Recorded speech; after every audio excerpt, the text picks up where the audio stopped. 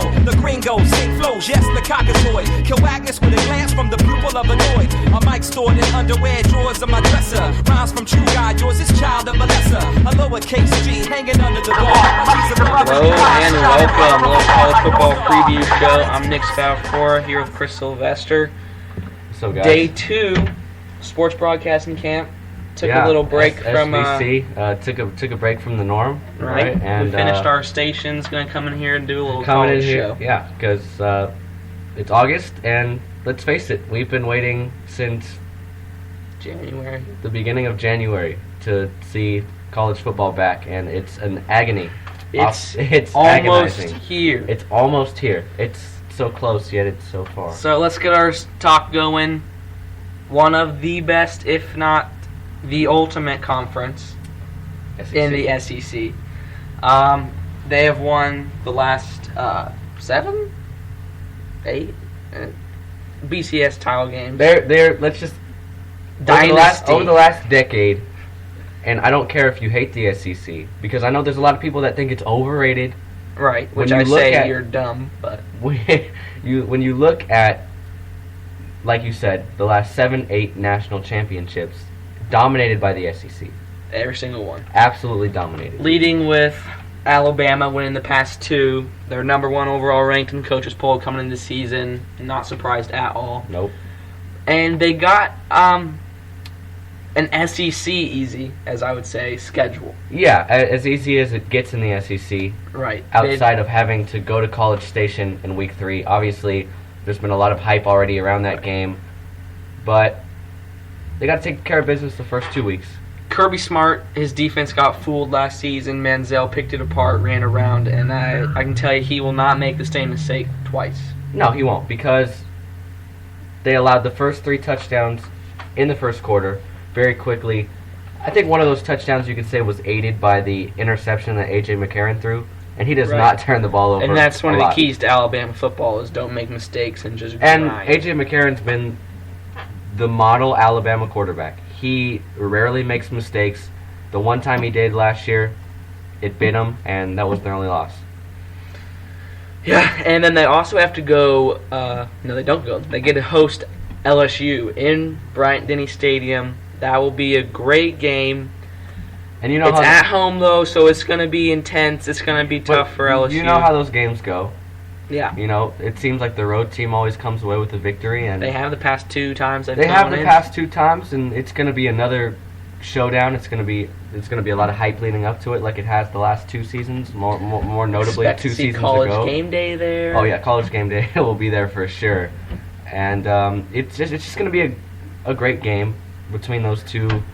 I think they've pretty much become the top rivalry to watch in the SEC. That is one of the best, the best rivalry to watch. And benefit for LSU, they're going to coming off a bye week going into Alabama. That could be beneficial and could not be beneficial. You could beg to say almost 2 weeks, because they play Fordham or Fordham before. Yeah. You know, that should be the the second strings yearly D1 AA game. We always think it is, and then somehow the score ends up somewhat close at halftime. Yeah, the time. They break away, though. So then they got Alabama November 9th. Mark that on your calendars. That's going to be a great game. And then LSU also has to play Texas A&M.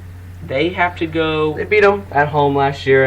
At Texas A&M, right? Yeah. And so now they get them in Baton Rouge.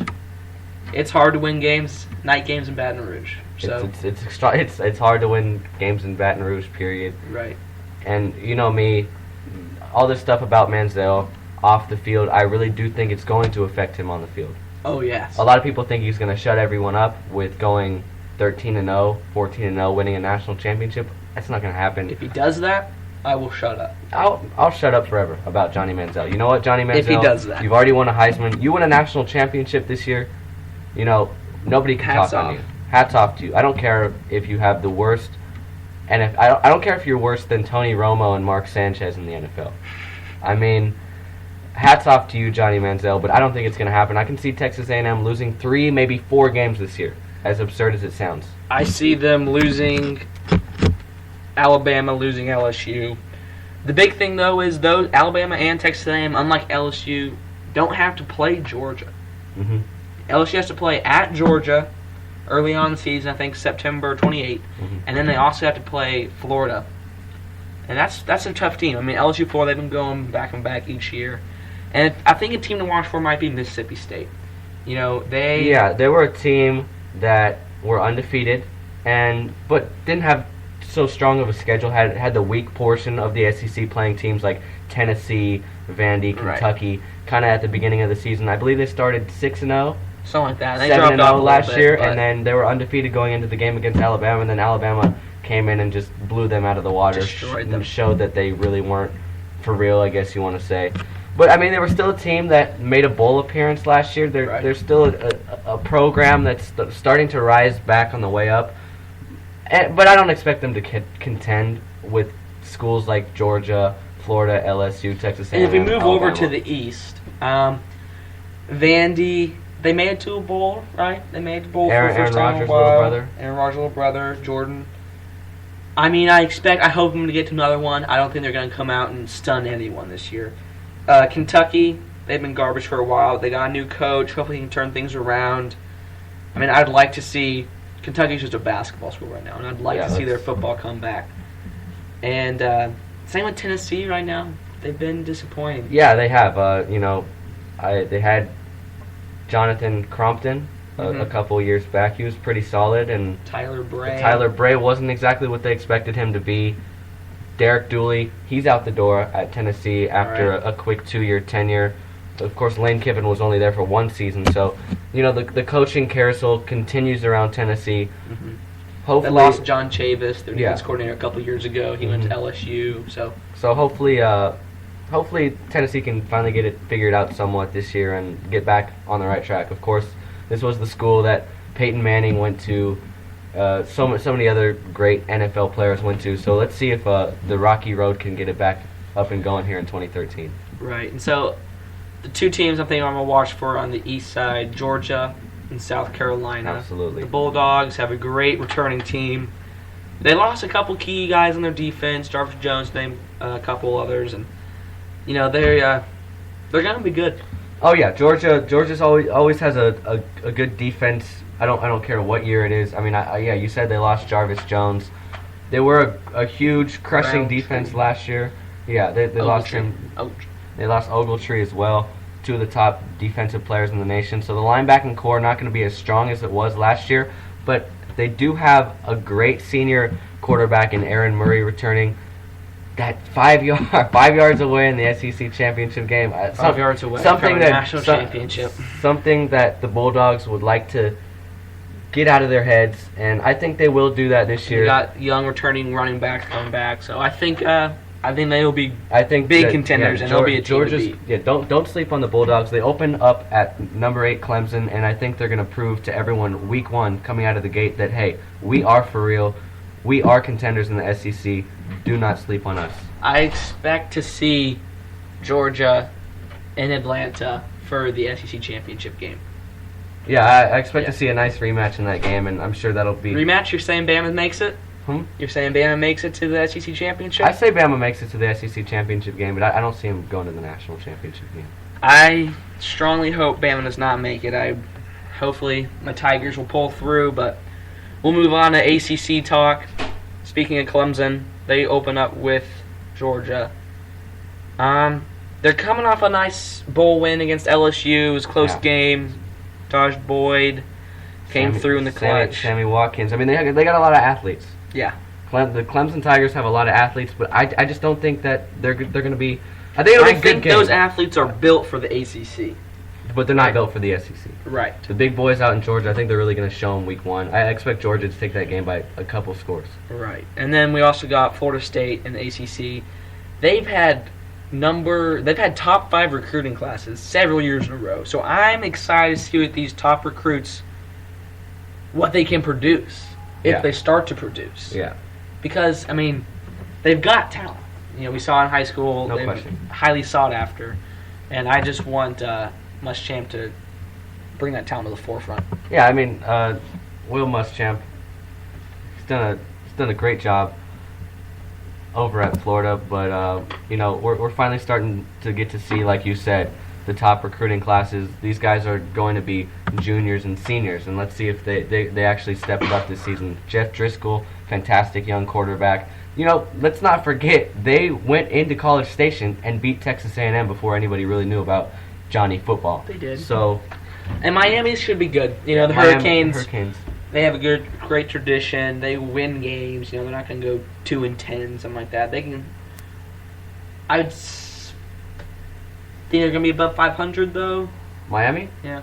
I think Miami. Well, I could see a 7-8 win season out of Miami. Mm-hmm. They're not the dominant program they were in the early 2000s, but they're still the Miami Hurricanes. They're still gonna win some ball games for you, and they're still that competitive squad that they always have been. And if we're talking about competitive squad, Virginia Tech, they've been in the BCS bowl games, mainly just because ACC has been a BCS affiliate, right? So you win the ACC, you go to the BCS bowl. Yeah.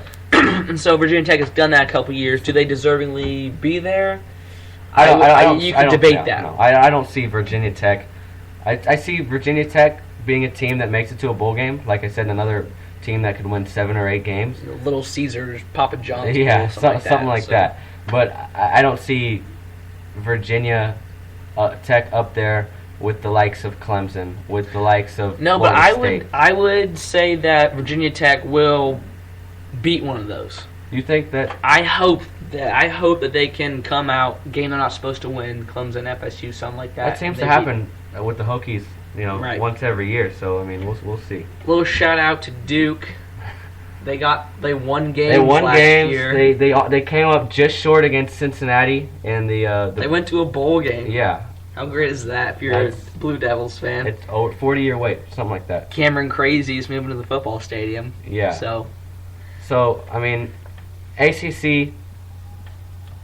Don't sleep on Miami. That's my advice for people. I just think that the Canes, who open up against Florida, that'll be a good first week test. But I like Miami as the sleeper team in that conference. Mm-hmm. And then moved into Big Ten. We got Big Ten is always a good conference. I think they're a little overrated as a whole. But, I mean, they got some good teams. And Ohio State and Penn State last year were ineligible for bowl games, and Ohio State went undefeated. So, I hope they can't repeat the season they had last year. But I wouldn't be surprised. You wouldn't be surprised. I would not be surprised one bit. Big news there, though. They lose their running back, Carlos Hyde. 3-game suspension to start the season.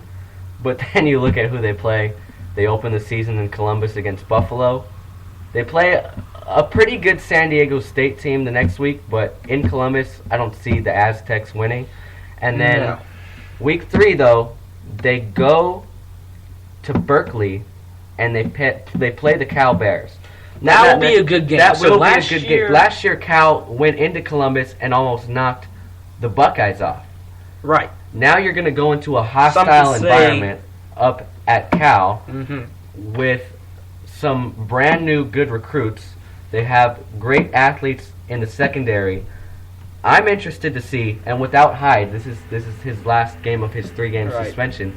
I'm interested to see what Urban Meyer's going to have planned for that game. Obviously, you have Braxton Miller. He can do a little bit of everything.